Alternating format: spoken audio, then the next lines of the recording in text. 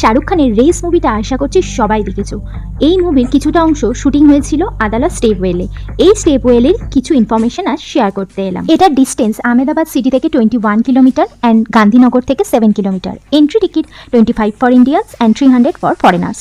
Timing 8 AM to 6 PM। এই স্টেপওয়েলটি sandstone দ্বারা নির্মিত সোলাঙ্কি আর্কিটেকচার স্টাইলে। এটি 5 তলা উচ্চতা বিশিষ্ট একটি stepwell. Let's explain history behind this stepwell. 1498-এ রানা বীরসিংহ তার স্ত্রীকে উপহার দেবে বলে এই স্টেপওয়েলটি বানাচ্ছিলেন। ইতিমধ্যে ইহা সম্পূর্ণ হওয়ার পূর্বে এই রাজ্যে মোহাম্মদ বেগদা আক্রমণ করেন এবং যুদ্ধে রানা বীরসিংহ মৃত্যুবরণ করেন। রাজা হয়ে মোহাম্মদ বেগদা সিংহাসনে বসেন এবং তার নজর বীরসিংহের স্ত্রী রানী রুদাবাইয়ের দিকে পড়ে। তার রূপে মুগ্ধ হয়ে তাকে বিয়ে করতে চান। রানী তো রাজি হন, বাট একটা শর্তে। এই শর্তটি ছিল যে এই অসম্পূর্ণ স্টেপওয়েলটি সম্পূর্ণ করতে হবে। 1499-এ স্টেপওয়েলটির কাজ সম্পূর্ণ হয়, তবে রানী এই স্টেপওয়েলের জলে জলসমাধি নেন।